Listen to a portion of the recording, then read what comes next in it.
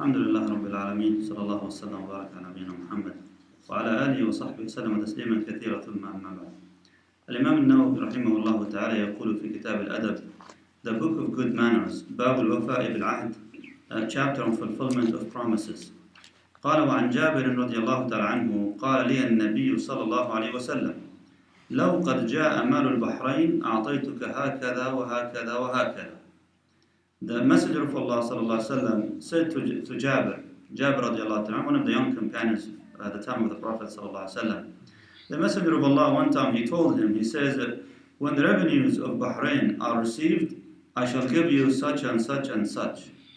He basically didn't tell him how much, as much as I'm going to give you that many. I'll give you a lot. Don't worry about it. So it seemed that the Prophet sallallahu alaihi wasallam at that time was giving the people, of course. So Jabir radiallahu anhu was there. And he said it by saying, don't worry. Once I receive, inshallah, the goods and the treasures and the riches of Bahrain, I'm going to give you so much. I'm going to give you a lot. Don't worry about it. قال فلم يجئ مال البحرين حتى قبض النبي صلى الله عليه وسلم. Says, however, the Prophet صلى الله عليه وسلم, he passed away before the revenues were received. So he died before Jabir got what the Prophet صلى الله عليه وسلم promised him. فلما جاء مال البحرين. When these revenues of Bahrain arrived, and Abu Bakr as-Siddiq was already the Khalifa right now in the position of the leader right now. What he did رضي الله تعالى قال أمر أبو بكر الصديق رضي الله تعالى عنه فنادى. Abu Bakr as-Siddiq, he gave the order to call the people, to announce. من كان له عند رسول الله صلى الله عليه وسلم عدة أو دين فليأتنا. And if the Prophet صلى الله عليه وسلم promised anyone with anything, or the Prophet ﷺ owed one anything, should come to him, to Abu Bakr as-Siddiq.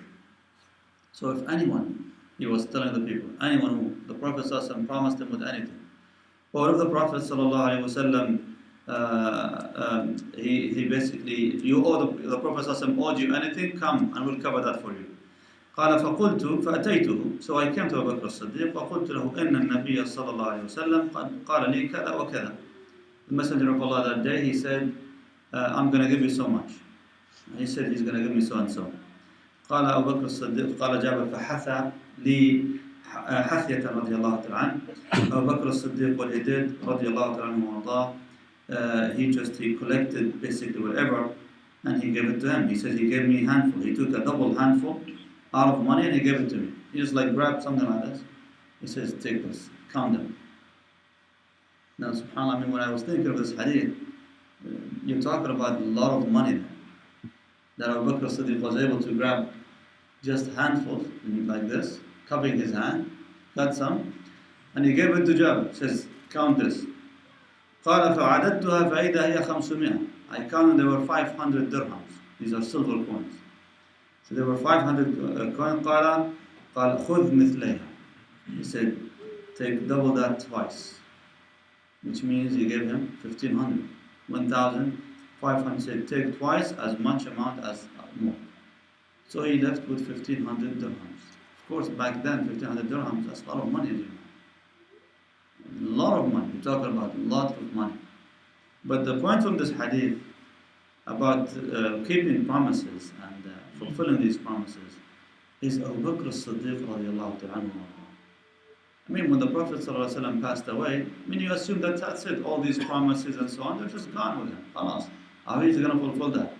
But it was his faithful companion, Abu Bakr as-Siddiq radiallahu anhu, he made sure that even if the Prophet ﷺ passed away, that his promise is being fulfilled. So he calls the people. Anyone who has a promise from the Prophet ﷺ, come and take it. So that, of course, in our time, it applies to us. If you have a parent, and then you know that your parents, they promised people something, or they owed people some money, then it would be your responsibility to make sure that you fulfill the promise of your parents, that you pay back the debts that they owe. Also, if you have someone that you love so much, you can still always keep the promises. Your spouse, for example. Eventually, even after death, that's the thing. After death, promises can still be kept and should be fulfilled. Death does not mean the end of these promises. If someone who comes after them can fulfill these promises, they should do that. Wallahu ta'ala. Any question? No.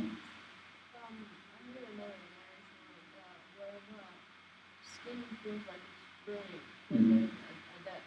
Mhm. So was the Prophet ﷺ death The question is about Hadith Abu Qatada radiallahu ta'ala when the Prophet ﷺ did not want to pray Salatul Janazah for someone because of death. Then he said, have someone lead the Salah for us. Abu Qatada, he said, Ya Rasulullah, you prayed Salatul Janazah for him and I'll take care of those 2 dirhams. Or dinaran, actually, 2 dinars. So then every time the Prophet meets the man, he says, so what happened with the 2 dinars? Did you pay them? Did you pay them off? He says, not yet, Ya Rasulullah, not yet, until finally he paid them off. Then the Prophet says, Al-ana barad al now his skin is cool now. So the question, does this happen to the Prophet ﷺ? The answer is absolutely not, of course not. It won't happen to the Prophet ﷺ for many reasons. And the bottom line for this hadith, actually, to understand it, this is about someone who takes loans and he never has an intention to pay back. That's what it means. You know, some people they just keep taking money and they never make sure and make serious arrangement to pay back. So if this person dies, that's the one that might be subject to this punishment. Allah. No. the way you go, perhaps you get in trouble, and like, why do you feel that your skin is like burning? You feel like you're so much under pressure, and you're like. So basically, we said when you're in trouble, you feel that your skin is burning and you feel that you're getting extremely hot, right?